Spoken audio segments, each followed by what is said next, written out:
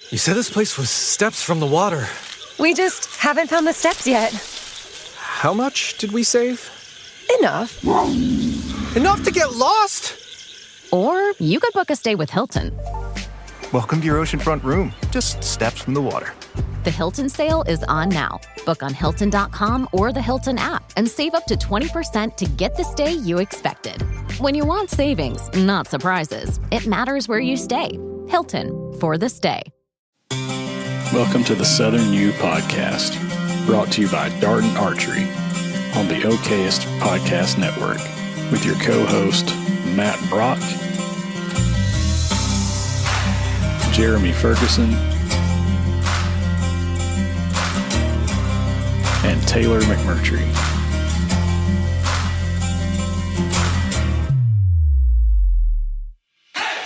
If you're looking for all things land-related in the Southeast, you came to the right place. Whether it's real estate, habitat, wildlife, or just being outdoors, this is the place for you.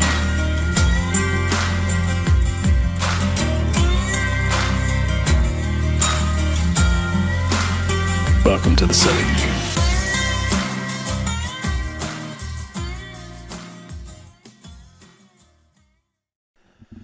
What's up, everybody? Welcome back to another episode of the Southern U Podcast, where we talk all things land related in the Southeast. We talk farm and timber and wildlife and everything in between. And it is a rarity today. We have the band back together. Yeah. If you guys look Shout over out here, shout out to Matt Brock. because he's here. Yeah, what's up, guys? And Matt's going to be able to defend himself, so we can't pick on him too hard.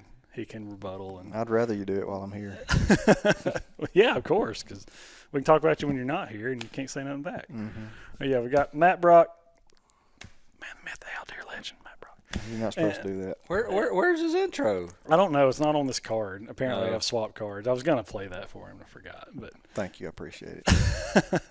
And Jeremy Ferguson, the cattle and real estate and whatever else aficionado, is here. Guys, it's been a minute since we all have been in the same room, I think. Mm-hmm. I don't know how long it's been. Been a while. It has been a while. Just life Yes, man. And and work. Good gracious, and work. Mm-hmm. it's a good thing. Thankful for it. Yep. You guys keeping these guys busy and keeping me on my toes, too. I've actually give a quick thank you to a few of you guys that have reached out to me specifically about just marketing stuff and from the podcast, which is kind of cool. That's not happened for me yet. I know you guys have gotten a lot of inquiries off, from the podcast, but I have not gotten too many of those, but I did recently for a few people. So shout out to you guys. Appreciate you Yeah. thinking of me. So, He does all right. yeah, okay. I do the best I can is what I do. Yeah. It's not good, bad, or ugly. It's just all I can do. It's just okay. Yeah. Yeah. Well, Matt, how's life been, dude? We hadn't had, Busy. Yeah, I mean, you've had burns and planting and real estate and Yeah. whatever Baseball. else. Baseball. Yeah. Got family stuff. Yeah. It's been a busy spring, and it's been a hectic spring. It's been real dry and windy. Yeah. So Still is. yeah, still has been windy. I would love to be burning today, but we've got 15, 18 mile an hour wind gust. Y'all, can you believe or can you think back to my oldest just had awards day today, so it's the last day of school for him. I cannot remember a more mild lead up into the summer. Mm-hmm. It's not been hot. It's crazy. It was warmer in late March and early April than mid to late April leading into May. And we've had some cool nights the last couple of weeks. Really cool nights. Weather's been nice. It really has. Like, I tell people this story all the time, talking about stuff we did before, the podcast and before I started my business and stuff. I worked with Dad doing HVAC, and I will never forget, ever forget this, because it was like the worst summer ever. But my first summer doing HVAC with him, it was we had a high of 90 degrees on May the 1st, and we didn't have a high lower than 90 degrees until the second week of October. It was so hot for so long, and I remember we kind of got to the end of the summer, and Dad's like, "Well, what do you think about this stuff?" I'm like, "I don't know, man. This is crazy." It's crawling around in attics and stuff when it's 150 degrees in there, and it was worse because I didn't have a clue what I was doing. I didn't know how to do anything, so everything took 3 times as long to get done because I didn't know what I was doing. And all these people gripe about, it's not that hot now. We got 90 degrees up here too. Yeah, well, you can't cut the water in the air with a knife like you can here. You don't have our humidity. Yeah. No, I have been. Every day is 80%. I'm already over summer, and we haven't even got into it yet. No, I've been in, hanging stands in like September or something like dry that. heat. In Illinois, and it's hot. Don't get me wrong. Oh, it's hot. It's not fun. But man, Now what is miserable, and if you're a Midwesterner and you working in a crop field like in the corn with all those plants holding that moisture, Yes. that's heat. Yeah, because no you got I guess the humidity right there around all those plants, and it's terrible. When we used to hang stands in Illinois, walking through those cornfields, it was brutal in the cornfields. But now you get outside, and it wasn't near. Yeah, people don't understand how humidity changes. You've got atmospheric humidity, and then you've got localized humidity at the ground level and in certain types of vegetation, and it can vary a lot. no doubt. It can make it rough. Yes, for sure. Jeremy, what stuff you been up to here lately, man? I know you've had a few things kind of get sideways and upside down and every which way. Man, it's it's just life right now. I mean, real estate, I've got I think 10 agents that are on my license now, and working with them and trying to help them get started. And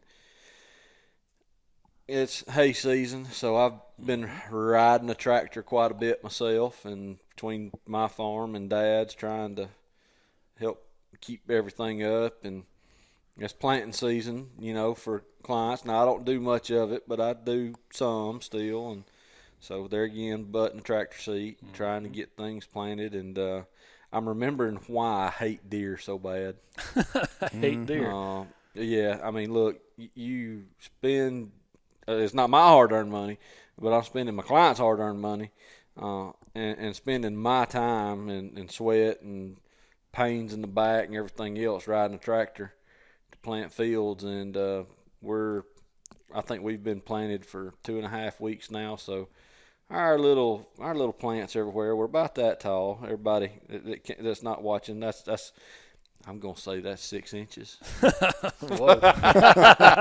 Somebody lied. Yeah, no, they were up about 2.5 inches, maybe 3 inches. The only thing is behind a little bit is the sunflowers, but deer just wiped them out. So time to replant, and we hit everything perfect with the moisture that we had. We were setting up right to have some of the best fields that we'd had in a while down there because of drought, and deer wiped us out. So we're starting from scratch again, and now we're as dry as we've been.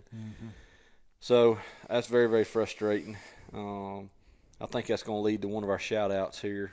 Yep. Well, speaking of hating deer and planting stuff and having it ruined, I think that's the topic today, right? Yeah, actually it is. That wasn't even thinking about it like that, but yeah. And then we spent the whole weekend kind of celebrating my nephew Colby. Yeah. He graduated high school, so we've had a big time with him. We had a big fish fry yesterday, and y'all, when you eat fried crappie for 4 straight hours. They get up on you. Yeah, he told us that today. He said, I ate fried fish for 4 hours. 4 hours. Where at? Where? Yeah. So me and old Uncle Corey, who's not here, but everybody should be familiar with Uncle Corey by now. We manned the cook station yesterday, and if you're manning the cook station, you gotta test everything that leaves the window.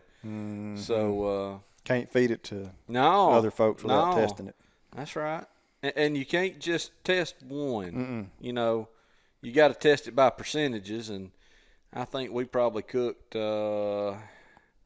we fed 20-something people with crappie fillets. So that's a lot of fillets. That's a lot of crappie. And therefore, we selected a high percentage to test. There you go. Yeah, just make sure everybody, is for sure not going to get sick. That's right. Or anything like that. That's right. Somebody's got to do it. That's it. Someone's got to do that job. Somebody's got to taste the fish and the hush puppies and the smoked macaroni and the smoked baked bean. It's just we got to maintain safety standards. Yep, that's okay. right. Volunteers tribute. Yeah. Yeah. right. But anyway, now back to the everyday grind, I guess. That's right. I don't know what that means because every day's different. It's so all different. Yep, I know it. I've gotten an influx of video clients, which is awesome. I mean, that's of all the things that we do, that's probably my favorite thing. I mean, I don't think that's any secret or anything, but I love doing video and helping people any way we can in that regard. Help social presence and run ads. now, what kind of video you doing? You doing like bourgeois or what you doing? No, I don't think my wife would like that. No, a lot of just corporate like brand stories type stuff, and a lot of stuff that's faith based or church related and stuff like Gotcha. that lately, and have got a local church here that has really they've kind of given me free reign over their digital image and that sort of thing, and That's it's cool. been really cool, man. I've been very, very. I guess there's things that you miss about ministry. I guess when that's what I did for so long, and when you're just out of it, like there's things you miss, and so it's kind of giving me a chance to kind of get back into doing some of that. Dip and, your toe. yeah, so that's cool, Gotcha. and they've just been great to work with. Anytime you've got a client that really values what you do and doesn't throw a fit about an invoice or anything like that, it's good. So I'm real thankful for that. But been busy for sure, and of course trying to stay on top of Southern U stuff and Habitat Network stuff and all that too. So it's been a lot, but as they say, wouldn't have it any other way. Yeah. Before we move on to shout outs, or I guess we can kind of roll into that. Before we forget, got a package over here that we have been. I've been sitting on. So look, this is my fault, y'all. The package arrived. It came to my office in Gunnersville, and I happened to not be there, so it did get to hang out in the post office for about 2 weeks before I knew to go get it. And so I went and got it, and lo and behold, we got some cool There you go, man. I'm gonna let you hangers to hang up taxidermy with. Yeah. And I forget. Taylor's got the package and all that, but I've actually already hung one up. Pretty cool. Yeah, so this is, I hope I'm saying your name right, but this is Seth and his brother Trent Vanskiok, I think's how you say their last name. Yeah, we don't pretend to get things right. No, we don't. I hope I'm saying that right. Not on pronunciation. He said some anyway. people say Vansky Hawk. Vansky Hawk. Yeah, but Gotcha. Anyway, so just really cool. It's raw steel. It's not painted, and they do that on purpose. But they sent us these just to kind of try out and check them out. But basically, it's really simple. You mount this plate to the wall, and then you can drop this little gizmo in your slots right here, and your European mount will mount right there, and you can kind of move it. You can swing it around different angles, however you want it to look, and pretty cool. They leave it in raw steel so that you can paint it if you want to. If you want to, if you're one of those guys that likes to DIY stuff or even have it hydro dipped or Cerakoted or whatever you want to do, you can have that done after the fact. But Yep, that's pretty cool. But it's pretty slick, and so they sent us these. Really appreciate it, and I'm sorry it took us for so long to. Yeah, that's my fault. Look, to get back when with stuff I'll tell you gets- what, I'll go hang a deer tonight when I get home. So yeah, send us a picture so we And I'll can do that. Yeah. and I'll make sure to See, tag them. I'm smart enough to use it, but not smart enough to take a picture. So sorry. It's pretty cool too. I didn't really notice this, but you've got a couple screws or A lot of well, adjustment. Yeah, you can with adjust adjustment, there. you can adjust the tilt of the pitch of it. So You that's, can. that's pretty cool too. Yep. Well, I've got enough of them laying on the floor. I'll just throw one up on the wall. And once I find the actual name of their business, I'll tag them too. But yeah, it's Trent and Seth Vanskyok. So thanks, fellas. Appreciate it. Think you got a pretty cool little product here. And if you're the kind of guy that hates to spend the money on a shoulder mount, but wants to just do a Euro for whatever, a eighth of the price nowadays. Yeah, you maybe a tenth now. Yeah, and then you can throw that Euro on the wall, and it's pretty slick, man. I like it. Very cool. And thank you. Yeah, absolutely, yeah. Any other shout-out stuff you guys have? Yeah, I think Brock's got one over there. Do Hey. Yeah, I think so. Matt Claim? Well, I can't give him a shout-out because I ain't heard from him in 3 years. Yeah, Matt, I don't know what's up with that, man, but you need to get up with Jeremy and apologize. No, you don't. No, we're going to. As long as we keep doing business, we're good. Yeah. What is it, Tricor? Trico. It is a deer repellent. Yep. So we're going to try Trico. Yep. We are going to put it through its paces. Yep. It's going out on that. When I replant, it's going out. Yeah, and so that's a perfect segue into the topic of discussion today, which is depredation permits. And so I know that both of you guys have extensive experience and knowledge about that particular topic, but I think that's kind of a perfect thing to lead in with. Yeah. Before we dive in, though, Brock's got a Tutland property spotlight. I do. Too. I sure do. Yeah, so I've got a listing. I've already shown it a couple times. I haven't really made it active yet, but it's in Lamar County on County Road 12, Fernbank Road. Really nice property. It's on Lux Palila. Oh, yeah. And, Acres. It is total 284 or 87. Nice. But it's in two different parcels. They do corner, but there's a portion of it, I think it's 117 acres. It is on Fernbank Road. It's got good road frontage. And then the remaining 170, that would be right, it's 287. It goes from a railroad track south toward Lux Palila Creek, and then there's a few acres north of the railroad track too that's an upland pine, but it's bottomland hardwoods, big cherry bark oak, swamp chestnut, tupelo gum. Oh, I happen to know where that is, and that's some fine It's hunting. fine hunting. Deer, turkey, waterfowl, fishing, you name it. This is it's a nice track. And it is on the Lux, though? It is on the Lux. Gosh, Yeah, Yes. for all you people that like to hunt rocks. Yeah, oh yeah. Great place to hunt Yeah, rocks. absolutely. Just And wade and fish, man. Just wade the Lux and fish. That'd be so much fun. another brokerage has got 200 acres right beside it that would give one So full you could mile. put together a big track. You could put together a big track and have over a mile, or just right at a mile of Lux Palila frontage. That would be sick. That's Do y'all awesome. have your price pinned down yet? Yeah, so we've got the asking price. It's 308,000 for the 170. We've got it priced low. It's in the floodplain. I mean, I think it's a great price for what you're getting. And I think the other is 374 maybe. But And it's up in the hills though. And it's managed pines. It's been thinned. It looks good. It's got turkeys on it. I know. Okay, so it's chip and saw timber then. Oh yeah, absolutely. Yep. Good. And it's got big hardwood SMZs. So good outlets for that wood there. Oh yeah, Close. it's a pretty track. Well, you've got the Brock stamp of approval. Yep. And just check out Tutland Company here pretty soon. I'll have it up. Coming soon. Yep. That's right. If you want to catch it before it goes to market, Yep. You could. Give me a call. reach out to us and we can get you in touch with Matt. Yep. And we'll all three split the commission. Oh, man. All right. Well, fellas, we're talking about – look, we don't really hate deer, but – I do right now. At Matt, certain times of the year, I do. You kind of hate deer. But we are talking about depredation permits today. What exactly does that mean? How do you get one? How long is it good for?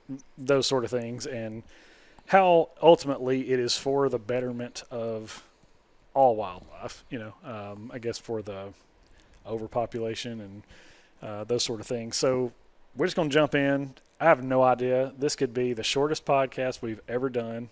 This is something that was not really on my radar at all, but one of our listeners on Facebook suggested to do one on that. And I was like, you know what? this is about the time of year. The timing's right. The timing's good for Yeah. it, and it would be a good one to discuss. But Well, it might last 10 minutes or it might last an hour and 10 and minutes. let's do a disclaimer before we jump in that you do need to call Alabama DCNR or whichever state you're in about depredation permits. We're not discussing the legal aspects of depredation permits because we will get some arguments from folks if they do a whole lot of research on it. Hey, y'all and know every state's a little bit different. I hate to stop you. Oh, is this our shout out too? Well, I'm getting a phone call from Bray, so let's just see. Well, let's just let All Bray right, on so it's here. just going to happen. Let's see. Hold on just a second. Hey, Bray. What's up? So let's wave at everybody. Hold on. This is Matt. Are you filming right now? Yeah, we're doing the podcast. There we go. Okay, here's Blaine and Mary. Hey, Blaine and Mary, how are you? Y'all are getting to see a live shout out here. Yeah, this is a live shout out. This is a closing that Matt should be at, but he's Okay, so I'm tickled to death. One, I just wanted to tell you guys congratulations on your purchase. I hate that I couldn't be there, but I knew by placing you in Bray's hands you'd be well taken care of, and I just wanted to say thank you for allowing Tutland Company to serve you. Thank you very much for everything. She was great. Appreciate Good. that commish. Good to hear that. Now we're going to go try to get an address. Okay, perfect. Congratulations, guys. Thank you. Thank you. Bye-bye. How about that? yeah. Live shout So out. live shout out right there. Yeah.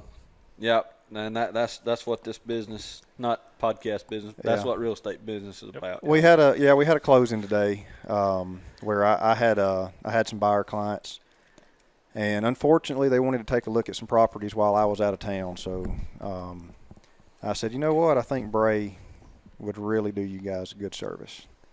So Bray handled that for me and ended up closing on a property, and Fantastic. they're happy. There Yep. you go. Mm-hmm.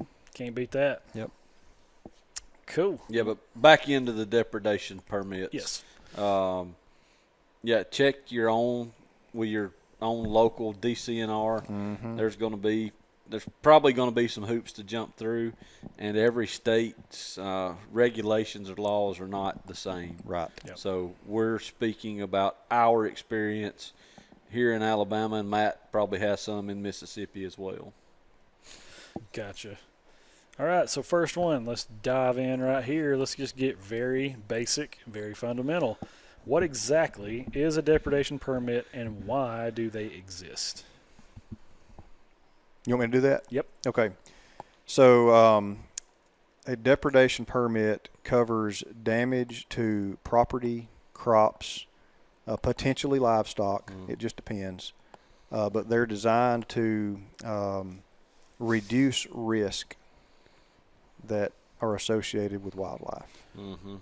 A lot of times it's deer, beaver, some of the more destructive species. Gotcha. Yeah. Now, does that have to be directly related to a person's income, or is it purely wildlife driven? Typically, yes, but not always. Okay. Generally, income or sustainment lifestyles. Yes. Gardens, like large Yes. gardens. We issue permits for family gardens. Really? things yep. Yes. Yep. Okay. If they had done, a lot of times it's just as simple as making recommendations on, hey, here are some steps you can take to, reduce risk without a permit. Yeah. And if they go through those steps and still have problems, we'll issue the permit. Yeah. Or they, 'Cause- DCNR. Yeah, because there's a lot of ways to exclude deer or other species without having to go lethal means, and nobody wants to go lethal means first unless you just want to kill stuff. And there's plenty of people out there like that. But Some of your commercial row croppers, yes, they're like kill them all. that's it. But there are ways. But now the problem is some of them can get expensive. Treating fields with a product like Trico or using a fertilizer like Milorganite. It does get expensive to treat and then treat again and then treat again. And that, number one, you're putting input into the crop, and then you're losing potential revenue or you are losing revenue at the end of the crop. So it's kind of a double whammy. Gotcha. Yeah, I was just curious because I didn't know if there was like a threshold of like if it does a certain amount of damage or if a certain amount of your income is based on what you grow or something like that, because I'm not trying to give my location of where I live away, but literally, like, Yes. very, I gave them depredation permits. I was about to say, very close to me, there is a farm right here. And truck farmers. And I know that, that they've had one. And so I've kind of wondered if, like, is that why I don't see a lot of deer here? Because they just mow them down at all times of the year? Or if they were following their depredation permit to the letter, they were not able to kill very many. Gotcha. And I'm not saying that hadn't changed, but when I gave them the permit, they were fairly limited on what they could kill. Gotcha. Just out of curiosity. Because I knew there wasn't very many deer here, but the deer that are here just happen to want to live in there. That's where they want to be. Yep. And that's how they make their living. And they could, it wasn't hard to go over there and see deer damage. Yeah. I walked through it, in an hour. I'm like, holy crap. Yeah. y'all got a little bit of a problem. Which is so crazy. Yeah, a local family group that lives in a property that size can cause you a significant problem. Mm-hmm. Yeah. And by local family group, I mean local family group of deer. Yeah, not people. Yeah. Right. Yeah, because there are, I would say, in this general area of where we live, there's probably more deer now than there ever has been. That's probably. Right. You still, at least over here where I'm at, you still don't see many of them. It's not like being at any surrounding county around us. It's not like Cherokee County or something like that. You don't see deer while you're riding around. Just see them in fields. No. It's a rarity to see a deer.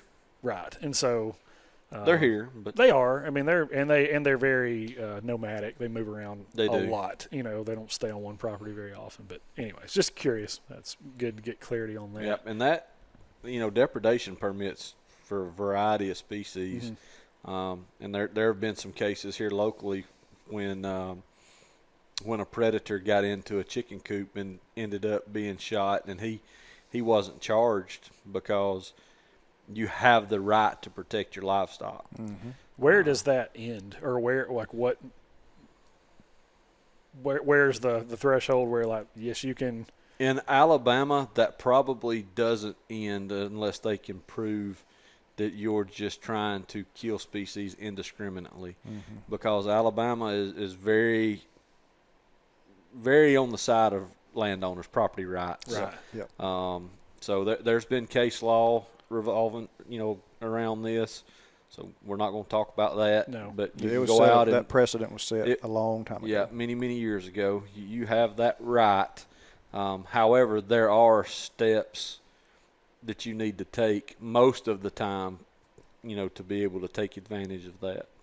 Okay. Like under extreme cases, like that particular one. It was a predator that was shot trying to get into a chicken coop, and there's not very many of that particular predator around, but the guy wasn't charged. Yeah. Like, I know that even some species that are not allowed to be, there is no season, like you can't hunt them at all. Yeah, this was one of those. Okay, that's what I meant. Like, because I could see there's some people around here where the farm to table, tiny farm type living, the sustainable farm is really starting to take off now. Yeah. And there's a lot of people around here that have, like, yard chickens, know, and they take that stuff super serious. And I'm not saying I've ever known of someone to do it, but I could absolutely see someone just going and blowing raptors out of the air because they're eating my chickens. And see, can they do that? Well, that's where it gets into a bigger problem is when you shoot things that are federally protected. Right. Yep. Those are covered under the Migratory Bird Treaty Act. Yes. So technically, you have to have federal permits to do anything with those. Mm-hmm. Okay. You have to get that through in conjunction with U.S. Fish and Wildlife and then Wildlife Services. Yep, USDA Wildlife Services. Gotcha. Now, okay. You have to be approved. And those can get approved. I've never known of one for raptors for yard chickens. The only ones that I am aware of that I was consulted on in my time with DCNR, they had me go out because I was more local to investigate it, but was black vultures and turkey vultures in calves. Yeah. Oh, okay. They were getting into a big cattle operation, and if the farmer happened to miss a calf or was with one, they would have the eyes pecked out in quick order, and at that point you're putting the calf down if it's blind. And then the only other one, and I don't know why vultures do this, and I'm going to apologize. I will eventually call them buzzards. I know it's not right, but hey, we rednecks. That's what we call them. Buzzards. Yep. Yeah. Was a few years ago, they were roosting near boat ramps. Yep. And they were getting on trucks and trailers and parked boats. And if it was carpet or rubber, they were peeling it out of the boat. Yep. And nothing pisses off a fisherman like a bunch of vulture shit in your boat with all the carpet and rubber picked out of your $100,000 boat. Yeah. So that was happening actually a lot for about a 2-year period in a couple of locations, and those buzzard roosts were hit pretty hard. And lead poisoning. Yeah. I hadn't heard of that problem since. Yeah, black vultures and cormorants Yeah. are the two primary birds that I've seen permits issued for. Mm-hmm. Yeah. I got Not you. going to say you couldn't get one for other reasons, Right. but not seen it. Okay, I got you. Cool. So we've talked about different species and stuff, but what's the most common in the Southeast that require a depredation permit? Is it primarily deer or Deer and beavers.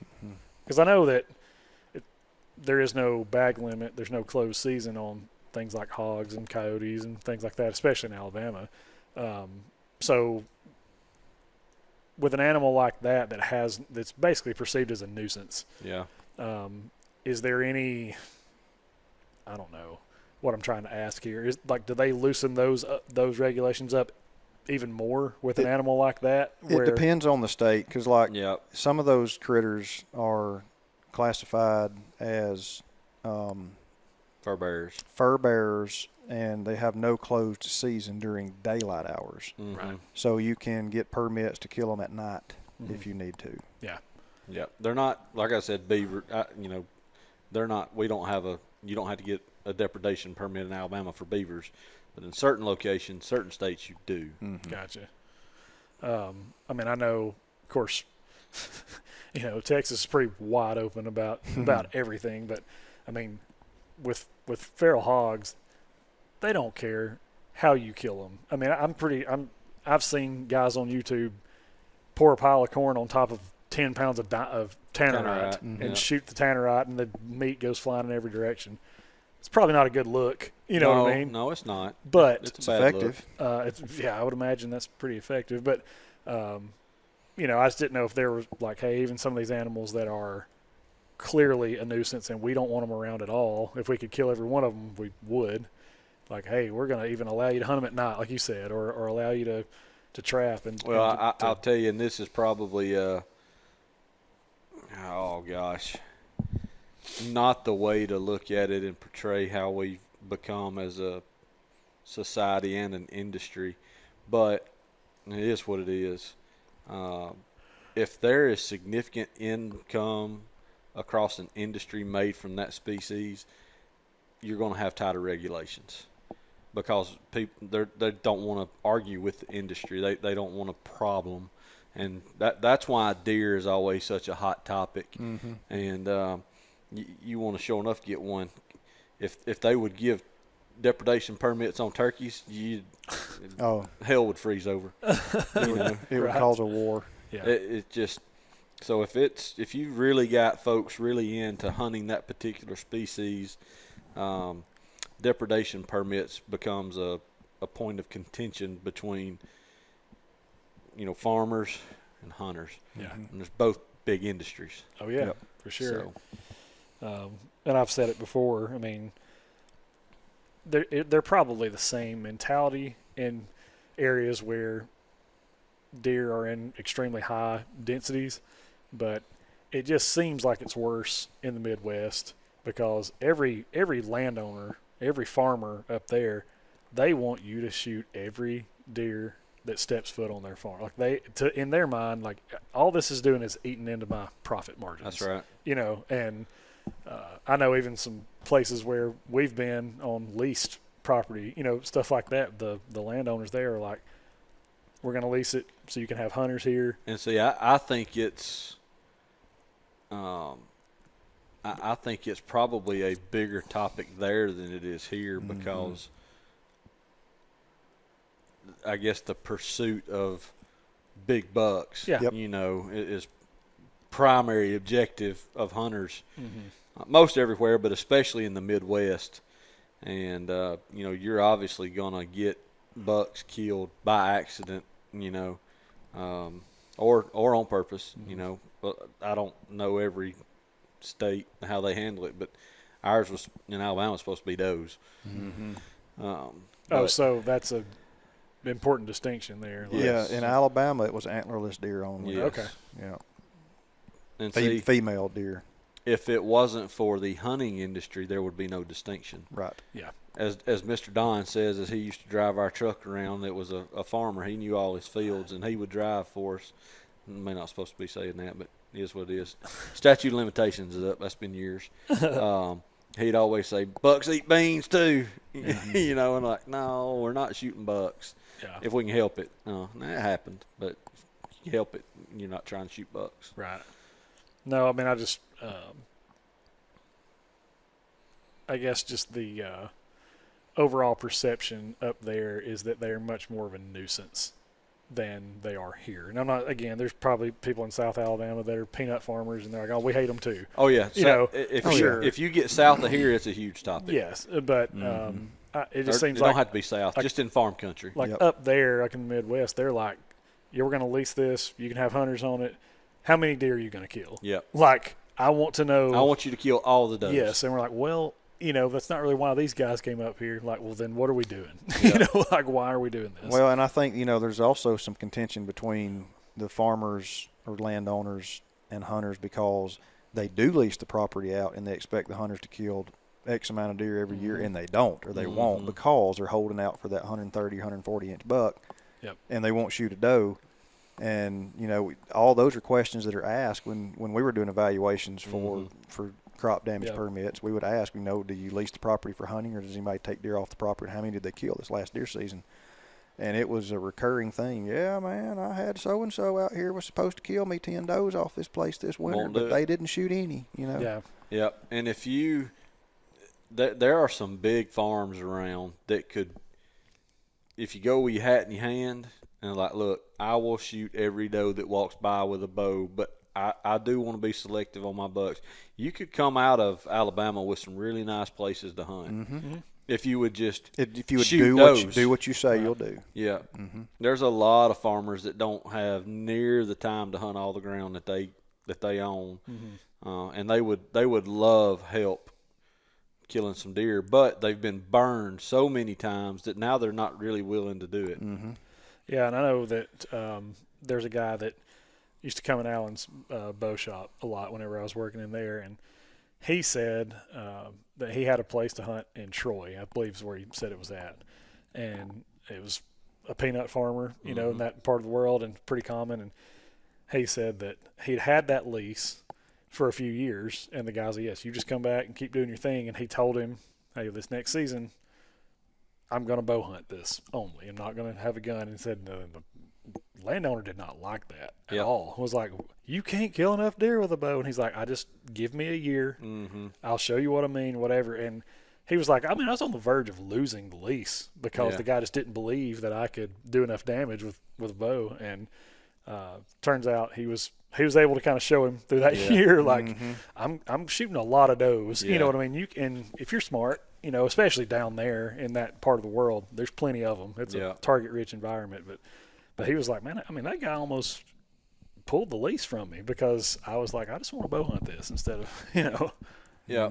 And the one thing that I struggled with, especially in my region when I was writing damage permits, I was primarily North Alabama, closed canopy hardwood forest, and agriculture. during the spring you had an artificially high deer density in the ag ground. Yep. Because all these deer are spread out in the hills, in the mountains, and during the springtime, man, all the food's in the bottoms. So do deer live on the mountains? Yeah, absolutely they do. But generally within their home range, there was big ag fields in the bottoms. So where are all the deer at? They're all concentrated in the bottoms. And they're doing damage, and then you're killing deer there. And then as they move out back into their, wintertime home ranges, folks are like, man, what happened to the deer? Well, They dispersed. yeah, they gone. And that was something that I wasn't used to. I had a place up in Jackson County for years, and there was one particular year that when I really started paying more attention to it, we had 30-something bucks on 1,700 acres that would be targets. Okay, I mean, I'm not going to say that they were all mature, but for some of the guys that I were hunting with, they were going to end up being targets. You know how many we kept during the fall? A handful. Three. Had 30-something bucks that we could identify and knew where they were living. And when acorns hit the ground, we kept 3 and killed one of them. Yep. Don't know what happened to the other 2, but they didn't make it through the season, but we didn't kill them. That just makes for a season of disappointment. Yeah. Just every year, it's like, look at all these deer we have. Oh, hey, look at all these deer we have. I hardly put any stock into summertime photos. It's tough. It's tough. It's really tough. Very tough. But yeah. Let's see. And it depends on the crop. Now that has changed. Most everybody's focused in on the soybeans. You'll get some corn damage, but I went and looked at a track in Madison County, Alabama, along the Flint River. And y'all, I walked a 65-acre cotton field. I didn't find any. Really? I didn't find any cotton. That stuff had got up about that tall, and they wiped a 65-acre field of cotton out. That was becoming an increasing problem. And cotton is high. Yeah, northwest Alabama, same thing. Same thing. It's high. They were hitting some cotton stalks as heavy as they would soybeans. Yeah. And some of the farmers, I mean, this is completely anecdotal. Some of the farmers were talking about different varieties of cotton that they were planting were worse. And that the depredation or the feeding, on some of the plants was worse at certain times, like shortly after spraying a product on that was obviously causing a change in the plant. I didn't study it long enough, to figure out what all that was about. But definitely they were adamant about some of these anecdotal differences. Yeah. So I had several farmers in northwest Alabama tell me the same thing, that certain varieties of cotton were more prone to being heavily browsed. Interesting. Let's see. You got another one here. I guess this is just in your opinions or whatever data you have to go by.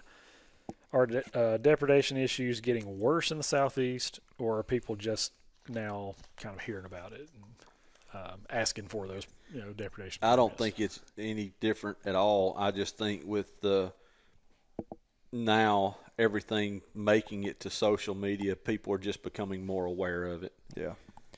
Because I wouldn't say that when I was issuing crop damage permits, I didn't see a big difference year to year. It's all generally the same people. It was the same people applying for permits every single year. Rarely we would have somebody new. So there's no spike in Nah. the last 5 years. There's been No. whatever. I wouldn't say so. Now, unless it's changed since we left, and I haven't heard. I wouldn't imagine it's changed. Talking to some of the old folks that we were working with, and we're like, man, we've been shooting this farm for my whole career. It's just certain spots. Yeah. Well, I mean, I imagine that the overwhelming majority of people who are actually going to jump through the hoops and make the phone calls and do whatever paperwork's necessary to get one of these depredation permits are probably going to be people that are primarily counting on farming for their income. Yep. Yeah. I mean, like you said, hey, we write them for somebody's family garden, or something like that. Yeah.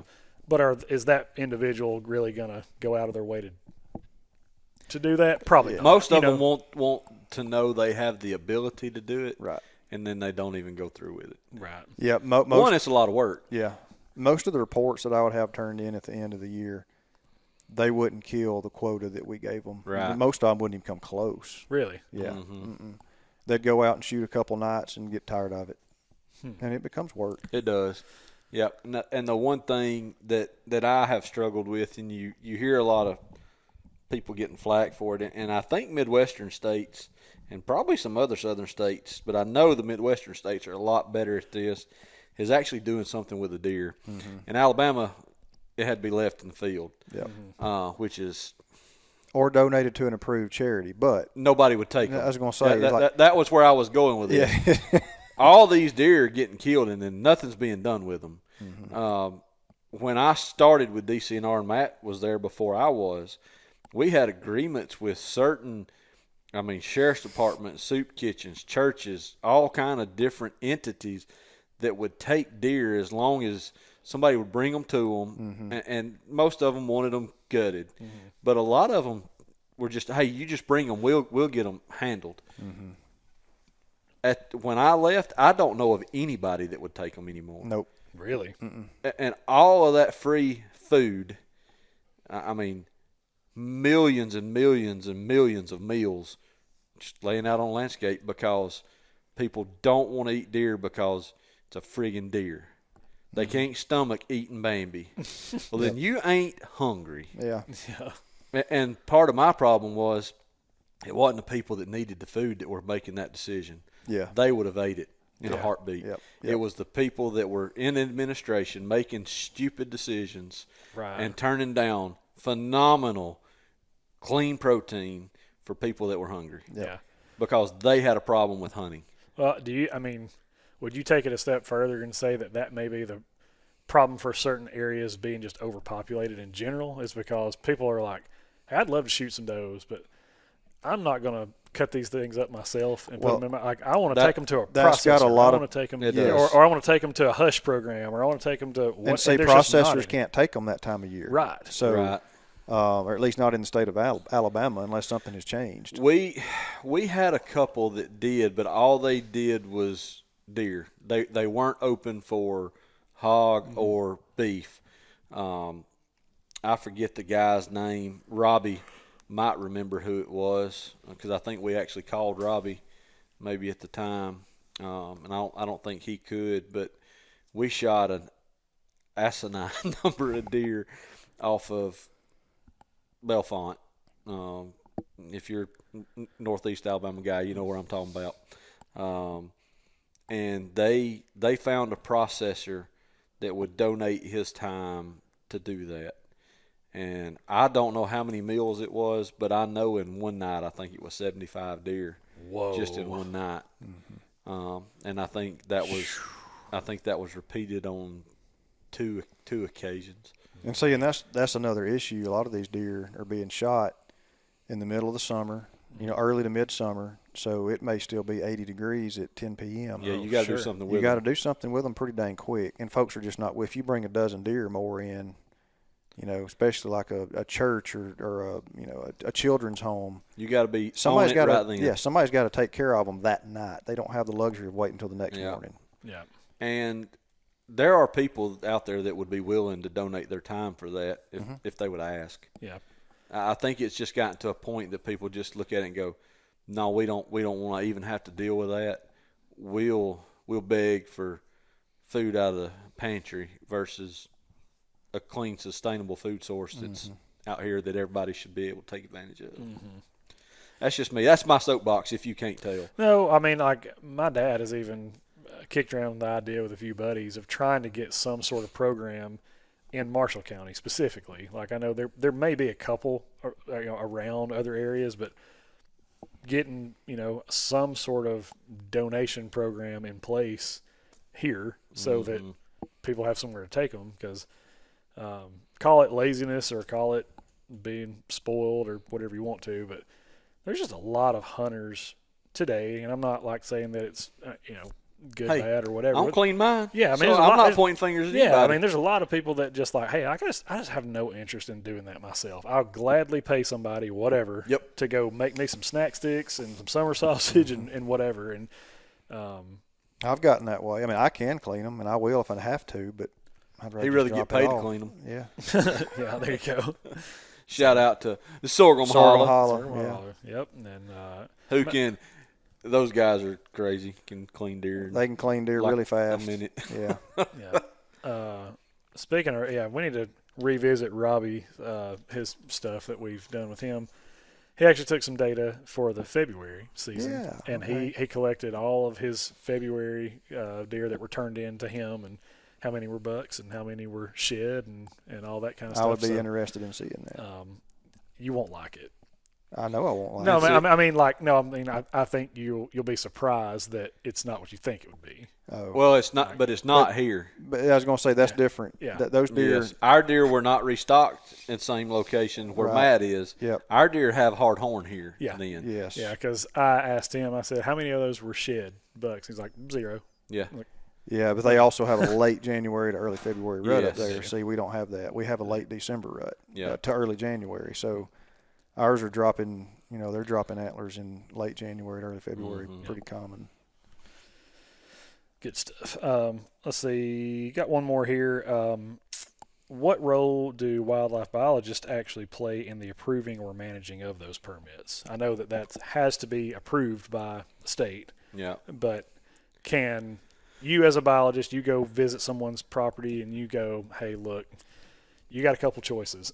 You've either got to whack and stack some does this upcoming season during the season, or you got to get on, a depredation permit like ASAP, and you need to start shooting them now. Like, what role do you guys have to play since you're not state employees? But Yeah, our role is making recommendations now. But now, don't get me wrong. I promise you, you're a big row crop guy or hunting club and got something to that you're managing, and you call them and say, hey, I got a guy that works for me, me or Matt.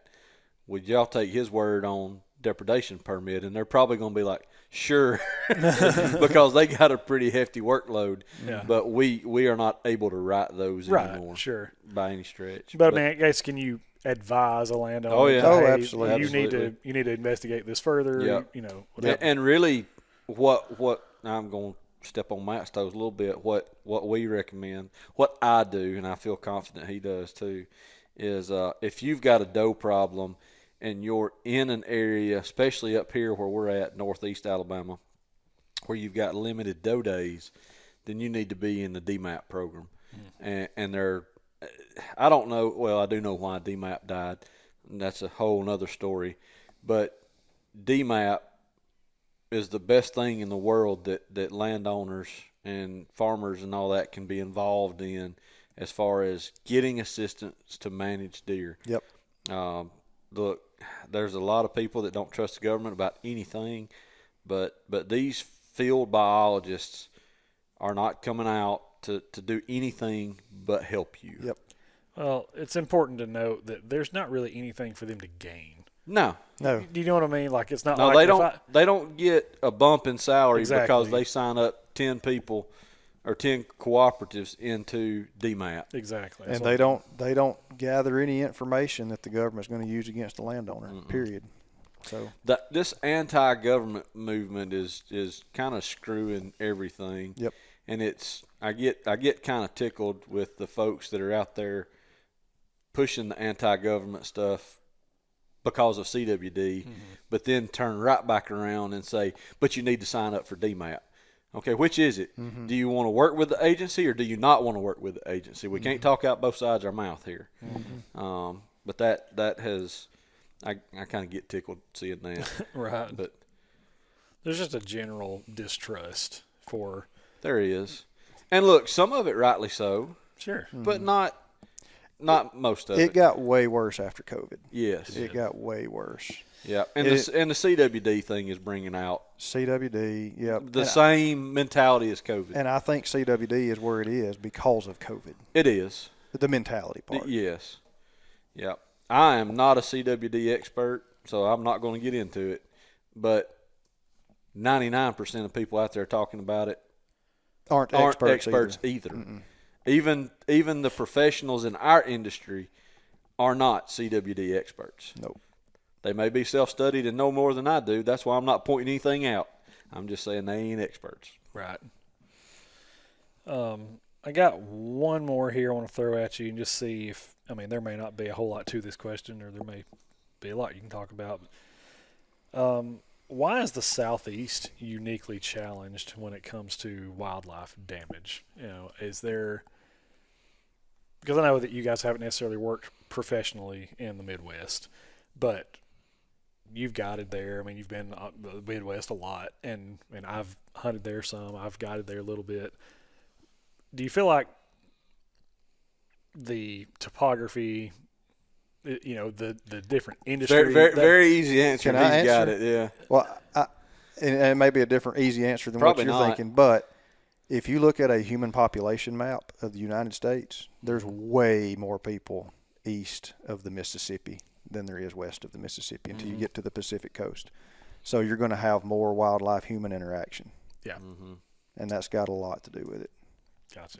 One of the other things is cover. Yep. Oh, yes. We got the cover. Those are the two. So, I mean, that's it. Yeah, I mean, more people and more cover. Yep.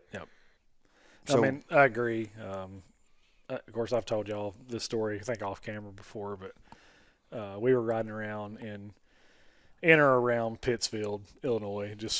It was, I want to say it was September or so. Season was not open yet, but we're up there hanging stands and just kind of riding the roads in the evening, you know, and just seeing what deer come out and that sort of stuff.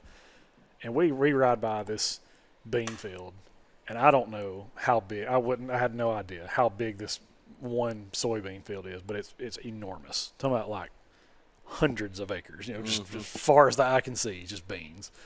And this guy riding around the truck with us said, he made this comment, and I thought he was joking, but he was like, man, I'm telling you, they got to spray something on those beans to keep deer off of them. And we all just kind of looked at each other like, what do you mean? And he said, man, the guy lives somewhere in South Alabama. I don't know exactly where he's from, but he said, I planted soybeans at my place. I planted 3.5 acres. And I mean, there's not a stem left. They're gone. And we were like, do you have any idea how many beans are out here? yes, and he said, "Oh, I know, man, I know, but I mean, they look at all them. I'm telling you, they got to spray something on them to keep the deer off." Yeah, and we're they like, don't have the cover that holds the amount of deer that we do. No, and I don't care how many deer, they'd never eat all of that. You know what I mean? And just he couldn't. The simple answer is, of course, nobody knows how many deer is in. I mean, the daggum given county, much less a state. But look at your deer density maps of how many deer is projected in Alabama versus how many is in Illinois Per square mile. mile. And then look at the number of row crop acres or bean acres that's planted in Illinois versus Alabama. Yep. Sure. And you'll get the story. Yep. Right. Yeah. Yep. No doubt. Oh, sorry. I don't know. I may throw one more at you right here. What are the biggest misconceptions people in the Southeast have about wildlife population control? Okay. This is the one I was waiting on. There you go. All right. Biologically speaking, I don't care when you kill a deer, whether she's pregnant, whether she's not, or if you kill it with a crossbow, a rifle, a landmine, your Chevy. I don't care. Biologically, there's no difference. No difference at all. But Jeremy, Yeah, don't you have to shoot your does early? That way they're not And bred. why when is they're that, late? Matthew? Because they might be bred, Jeremy. Yeah, what percentage of them are bred? 96 to 98% of those are going to get bred. And on all the reproductive data that I've taken over the years, it hovers around 96% of those they conceived. Yes. Yeah. Okay, so That don't mean recruited into the right, population. that just means conceived. So it does not matter if you shoot her in October, December, or February, or July. 96% of your does are going to be carrying fawns when they can carry them. Yep. So timing does not matter. So shoot them whenever you feel like shooting them. Yeah. Shoot them whenever you want to. Look, when I was at Auburn, and they may not have been this Blunt at Mississippi State. I don't know. Probably. I was surprised they could read over there. So, I had a professor that when he was asked, "Do you have a doe standing out there that is obviously a matriarch doe, and she's got a fawn that's out of spot?" Back then, killing one in spot was not legal. Now it is. It is, sure is. They said, "Which one do you kill?" And he said, "Shoot the mama first, and when the baby don't run off, shoot it too." Yeah. Yep. Yep, there you go. Biologically, makes no difference. It does not It's a matter. mouth. Yep. Resource management. That's where people lose sight. That's all this is. Mm-hmm. It's resource management. Yep. Deer management is resource management. Mm-hmm. So if you only focus on the deer, you're going to fail. Yep. Well, that's about all the ones that I've got. There's plenty of questions here that I could ask, but I mean, it's. I think we've kind of covered it about as well as we could. Is there anything you feel like we left out? I don't think so. Just a little hint. Oh, I got one real quick. How long is a permit good for? Is it just a year? No, it's a set date. It's specified. In Alabama. In Alabama, you have specified dates and a quota, a number of deer that you can take. Okay. Yep. And just a little hint for you guys out there that are shooting deer with depredation permits, if you're shooting them at night, look at how wide their eyes are. Oh, stop it. You can tell big bucks from does if you look at enough of them. The width of the eyes, yeah. Yeah. I feel like Look at that eyeball spread. he's talking about this as if he has some painful experience associated with it. One of us does. Well, we all have. Look, the first time I ever shot deer at night when I was working with DCNR, I had two good firsts on the first night. First night we're out, we pull up to a field, and this is daylight, and Kevin's in the truck, and we're in the high rack, and got a driver in the truck, and we pull up to the field, and there's a group standing out there, and Kevin's like, "Shoot that one." I said, "Kevin, that's a buck." "No, it ain't." He said, "That's does." I said, "That's bachelor group of bucks." And Mr. Don in the front seat said, "Bucks eat beans too." I said, "No, we're supposed to shoot does." And they finally convinced me that it was does. Okay, and I was right; they were wrong. So first time I squeezed the trigger on the depredation permit, shot a 5.5-year-old buck. That hurts. Yep, same night we're riding around, and I've shot does this time out in the field, and this middle of the night, and I look way down the dirt road. I mean, you can just see a little twinkle coming in the headlights, and it got a little closer, and I looked and I said, "Kevin, somebody called on us." He said, "No, I told everybody. Everybody knows what we're doing." I said, "You may have, but that's a Crown Vic, And it's coming right here." It's coming in hot. And it got closer, and Kevin still he's like, "Man, I've been doing this for 17 years. I ain't never been rolled up on." I said, "Shoot, I said, "Tonight's first. You're first." And that car got about 50 yards from us and hit the blue lights, and I'm like, "I told you." Mm-hmm. And he said, "I ain't believe it." He said, "It's just your bad luck." And the officer got out, and of course we're sitting, to draw you guys a picture that's listening, we're in a Chevrolet pickup, extended cab, state truck, but we've got high racks like you hunting out of in Texas, and we've got rifles pointed over the cab. They're on a safari. Yes. So our rifles a nighttime safari. Yeah, our rifles are pointed right over the top of the hood and the cab of the cop car, and spotlights hung out. And when we left them on, they're just pointed out through the fields. And this officer gets out, and he adjusts his hat when he gets out. You know how they do. I'm picking at y'all a little bit. And he starts walking down the side of the truck, and I felt like we were in Smokey and the Bandit or some crap. He put his hand on the hood, and he was rubbing his hand down the joint of the quarter panel in the hood, rubbing it. And he got to the mirror, and he leaned out and looked, and he saw the emblem on the door, and he went, "GD, boys, I didn't know what the F I rode up on."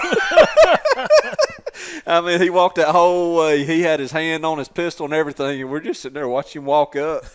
And we'll have to tell stories one day. Oh, on that. man. I've been rolled up on quite a few times. Yeah, we've had some good ones, and we've rolled up on some other good ones. Yeah. I've seen a lot of naked bodies in fields. Whoa. Oh yeah. Yeah, naked bodies, drug deals, all kind of stuff. Yep. That sounds like a. You just never know what you're gonna see. It's amazing what goes on at night in Alabama. Yep. Yep. For real. Were you with us the night we picked up the lady? No. Okay. No, I we was picked not. up a lady miles deep in Wheeler Refuge. Dang, really? Miles deep. That's Oh, hard. yeah. That's hard to do. Yes. And obviously had a young lady was having some type of episode, and we got her in the truck and took her to the hospital. But numerous stories that we need to tell. Mm-hmm. My favorite one's Brock. They always are, but I've got some good yeah. ones. And we'll end on this one because we're going to run. Is this the long. amniotic fluid? Yes. Yes. Let's do, So we need to tell this one. we're we're cutting out fetuses. Okay, that's part of the project that we were doing is reproductive surveys, and Brock not bashful about getting his hands dirty, and so he always got to be the one cutting stuff up. But I think I'm taking notes at this point, and he's pulling fetuses out, and he's down there on his hands and knees, and he just like Brock does, he just swung his head up there and looked at me and goes, "My hands is on fire." I said, "What?" He said, "My hands are burning." I said, "Well, you got on gloves." I said, "Shouldn't be a big deal." He said, "Okay." Goes back to what he's doing, and he looked back up at me again about 5 minutes. He said, "Jeremy, I'm telling you, my hand's on fire." And he stripped them gloves off, and his hands was as red as this Jefferson's cup right It looked here. like 100 Yellow Jackets had wore me out. And you could see red streaks starting to run up the insides of his arm, and I'm like, "Oh, shit." We got to go. I was like, "We got a problem."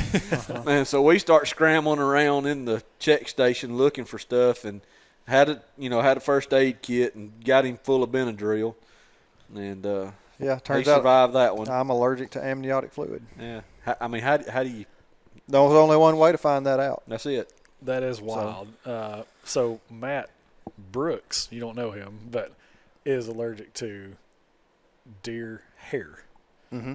I know quite a few people allergic to deer hair. He can eat the meat, he's fine, whatever, but he was like, if he gets, while you're cutting, if you don't watch what you're doing and hair just goes flying everywhere, his eyeballs will swell shut. That's awesome. Yep. So I'm going to send him an envelope of deer hair. That was actually the old pastor buddy I was talking about earlier. Okay. Yeah. Okay. Yeah, we were talking about Matt earlier. Oh, really? That's his and mine mutual interest in old equipment. Oh, I got you. So I was telling him about the bulldozer. Gotcha. Well, guys, listen, we really, as always, really appreciate you listening in and following along in the discussions that we're having here and talking all things land related.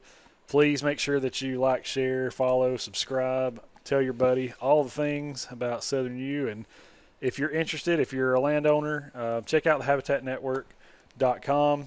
We got a whole plethora of habitat professionals across the whole Southeast, and basically just there to help promote them and help get you linked up with those guys in your neck of the woods. And if you need burning, if you need drone work, if you need biologists to give you a site visit, foresters, I mean, whatever. And more to come. More to come. Yep, we got a lot of stuff on the horizon. So thank you guys for being a part of it. And also, again, shout out Seth and Trent Vanskiak. I think it's how you say their name, for the Euro mounts. Gonna hopefully get to use one of these pretty soon. Yep. So, you got to kill something first. I know. Hey, am I going to get the skull from the Havy? Yeah. Will he keep that? Oh, absolutely. I told him to do Euro on those. Yeah. Yes. Sick. Yeah. That would be awesome. You better, because I'm telling you, I think that both of those Havies are in books going to be booming when they finally establish their criteria. I think they'll make. Is it just skull size, width, like a bear? Yeah. Yep. Dude, I'd never in a million years thought that I would ever kill a rat. Well, A Boone and Crockett a Boone and rat. Crockett animal, a Boone and Crockett animal of any kind. But when you said that when we were in Tech, I was like, really? You're like, I think so. So I don't know. Whenever we get those back, we'll do that on the episode. We'll measure them live. Or There you something go. and see what we got. Yeah, with Mr. Official over there. That's right. I am official. I know. So can you measure your own, or is that like taboo? It's a little taboo. It's taboo. Yeah. I wouldn't. I've got a couple of buck deer, and I had somebody else measure them. Just curious. I don't know that you can really officially enter I don't think you can officially enter it. You can. your own trophy. My understanding is you can score it, but somebody else has to score it for official entry. Yeah, and what I did, I scored mine just out of curiosity, and then I didn't tell the other scorers what I came up with. I just like, hey, score this, and we were within an eighth of an inch of each other in both of them. So That's good. Cool. Yep. Well, guys, thank y'all for watching, and we will see you on the next one. See ya. Peace out.